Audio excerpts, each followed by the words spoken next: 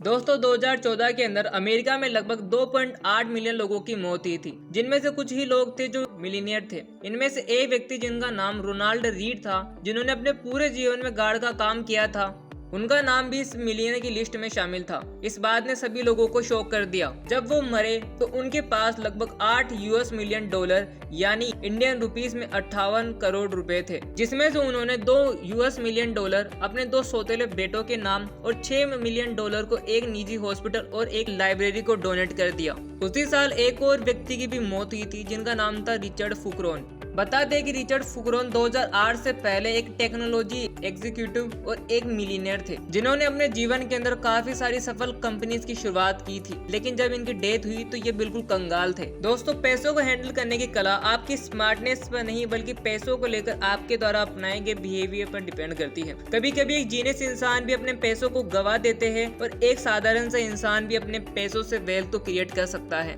दोस्तों, Ronald James इन्हीं में से एक व्यक्ति थे जो इतने ज्यादा पढ़े लिखे और जीनियस ना होने के कारण भी अमीर बने, और रिचर्ड फुकरोन इतने पढ़े लिखे होने के बाद भी बैंक करप्ट हुए।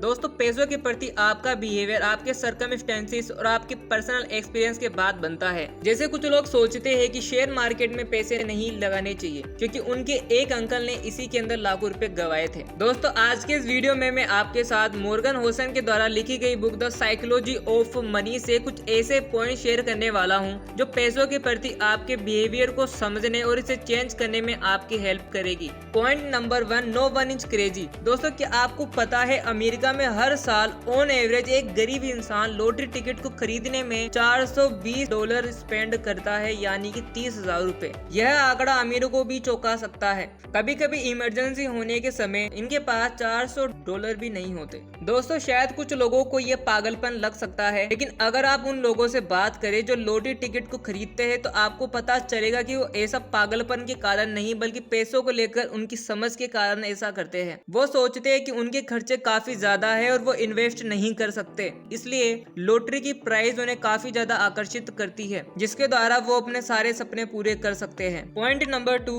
Compounding effect. दोस्तों, अगर मैं आपको एक पतले पेपर को फोल्ड करने के लिए कहूँ तो आप इसे कितनी बार फोल्ड कर सकते हैं? कुछ लोग कहेंगे कि इसे 5 से लेकर 6 बार फोल्ड किया जा सकता है, क्योंकि इसके आगे इसे फोल्ड करना बहुत ज्यादा कठिन हो जाता है। लेकिन दोस्तों, क्या हो अगर इसे 45 बार फोल्ड किया जाए? इसकी ऊंचाई कितनी होगी? क्या इसकी ऊंचाई आपकी हाइट के बराबर होगी?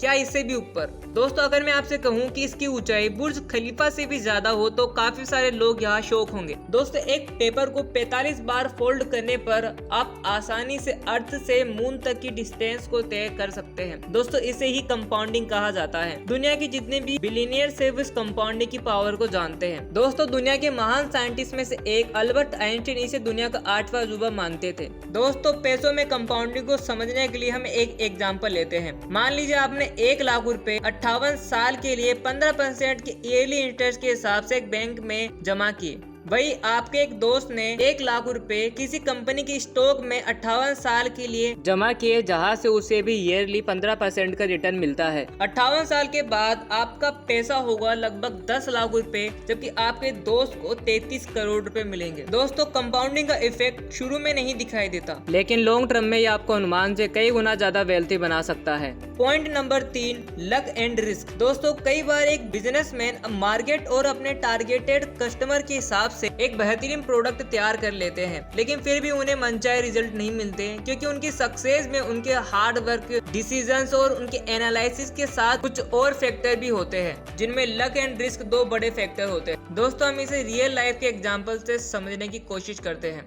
दोस्तों, माइक्रोसॉफ्ट के फाउंडर बिल गेट्स जब 1968 में हाई स्कूल में थे तो उस समय उनके साथ 3 करोड़ सिमिलर स्टूडेंट थे, लेकिन उस समय लेक साइड कुछ ऐसे स्कूल में से एक था जिनके पास कंप्यूटर था। उस समय लेक साइड में 300 बच्चे पढ़ते थे, यानी 1 मिलियन में से एक बच्चा था जिसे कंप्यूटर का एक्सेस मिला था। बिल गेट्स भी उन्हीं लक्की बच्चों में से एक थे। बिल गेट्स भी यह बात मानते हैं कि अगर लेक साइड स्कूल ना होता तो शायद आज माइक्रोसॉफ्ट भी ना होता। दोस्तों, उस समय बिल गेट्स के साथ उनके दोस्त केंट इवांस भी पढ़ते थे, जो कि बिल गेट्स के सभी कंप्यूटर एडवेंचर में उनके पार्टनर थे। उनको भी सक्सेस मिलना लगभग तय था, लेकिन स्कूल के द्वारा आयोजित एक माउंटेनियन कंपटीशन के अंदर उनकी मौत हो गई। दोस्तों, 1 मिलियन स्टूडेंट में से ही कोई एक ऐसा स्टूडेंट होता है जिसे इस रिस्क का सामना करना पड़ता है। केंट इवॉन्स उन्हीं अनलकी स्टूडेंट्स में से एक थे। Point number 4, never enough. दोस्तों एनफ का अर्थ होता है काफी। दुनिया में बहुत कम लोग होते हैं जो एनफ का सही मतलब जानते हैं। बहुत कम को ज्ञात होता है कि उन्हें कितना चाहिए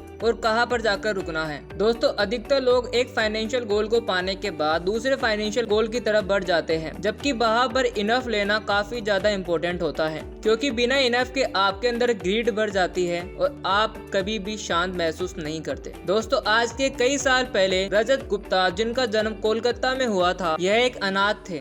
40 की उम्र में यह प्रेस्टिजियस मैकिन्से कंपनी के सीईओ बने। सर्कमस्टेंसेस सही नहीं होने के कारण भी इन्होंने अपने जीवन में एक बड़ी सक्सेस को अचीव किया। 2008 में इनकी नेटवर्थ लगभग 1000 यूएस मिलियन डॉलर थी, जिन्हें अगर ये किसी बैंक में जमा करते तो इन्हें पर घंटे 5000 रुपए के हिसाब से इंटरेस्ट मिलता। लेकिन यह अपने इस पैसे से सेटिस्फाई नहीं थे, इन्हें अब अरबपति बनना था। उसी समय इन्हें गोल्डमैन सेज कंपनी के डायरेक्टर्स में शामिल कर लिया गया। कुछ समय के बाद गोल्डमैन सेज को भी काफी बुरे डाउन से गुजरना पड़ा। गोल्डमैन सेज को बचाने के लिए वॉरेन बफेट ने डिसीजन लिया कि वे इसमें $4 मिलियन के शेयर्स को परचेज करेंगे। दोस्तों ये बात जब तक पब्लिक तक आती तब तक रजत गुप्ता ने इनसाइडर ट्रेडिंग करके गोल्डमैन सेज के 1,72,000 शेयर्स खरीद लिए, जिसके कारण कुछ ही दिनों के बाद इन्हें 72 करोड़ रुपए का प्रॉफिट हुआ। लेकिन यह बात डायरेक्टर बोर्ड को पता चली और रजत गुप्ता को जेल हो गई।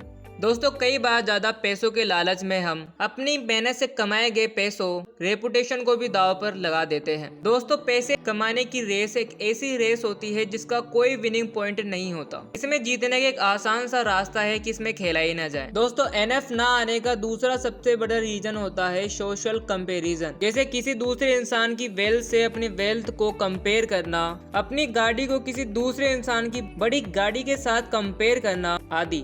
दोस्तों सोशल कंपैरिजन आपको कभी भी सेटिस्फाई नहीं होने देता, क्योंकि कोई भी इंसान सबसे ऊपर नहीं है, कोई ना कोई उससे ऊपर जरूर होगा, उनसे आगे होगा। Point number 5, getting rich versus staying rich. दोस्तों किसी भी फील्ड में सक्सेस के लिए इम्पोर्टेंट होता है लंबे समय तक उस फील्ड में सरवाइव करना। दोस्तों किसी फील्ड में सक्सेसफुल होना आसान होता है, लेकिन अपनी सक्सेस को बरकरार रखना काफी ज्यादा मुश्किल होता है। दोस्तों कई सारे सेलिब्रिटीज किसी टाइम पर काफी ज्यादा सक्सेसफुल बन जाते हैं, लेकिन थोड़ा सा डाउनफॉल आने पर वो इसे हैंडल नहीं कर पाते और क्विट कर देते हैं। दोस्तों वॉरेन बफेट की सक्सेस के पीछे एक इम्पोर्टेंट फैक्टर यह भी है कि उन्होंने लगातार 8 दशकों तक इन्वेस्टिंग की, एक ही फील्ड से चिपके रहे। इस टाइम पीरियड के दौरान उन्हें 14 बार रिसेशन का सामना भी करना पड़ा, लेकिन उन्होंने कभी भी घबराकर अपने शेयर नहीं बेचे। इसी कारण आज उन्हें दुनिया के सबसे महान इन्वेस्टर के अंदर गिना जाता है। दोस्तों कुछ लोग इसलिए भी अमीर बनना चाहते हैं ताकि वो करोड़ों रुपए खर्च कर सके, महंगी गाड़ी ले सके और अपने पैसों से शो ऑफ कर सके, जबकि ऐसा करना उन्हें लॉन्ग टर्म के लिए वेल्थी नहीं बना सकता। पैसों को कमाने के लिए आपको मेहनत करने की, रिस्क लेने की जरूरत होती है, लेकिन अपने पैसों के साथ आपको हमेशा अपोजिट माइंडसेट रखना है। इन्हें आपको अपने इमोशंस को सेटिस्फाई करने के स्थान पर प्रैक्टिकली इन्वेस्ट करना चाहिए। आई होप दोस्तों आपको वीडियो में बताई गई सारी बातें समझ आई होंगी। अगर आपको वीडियो अच्छा लगा है तो इस वीडियो को लाइक कीजिए और अगर आप चैनल पर पहली बार आए तो चैनल को सब्सक्राइब कर हमें सपोर्ट कीजिए।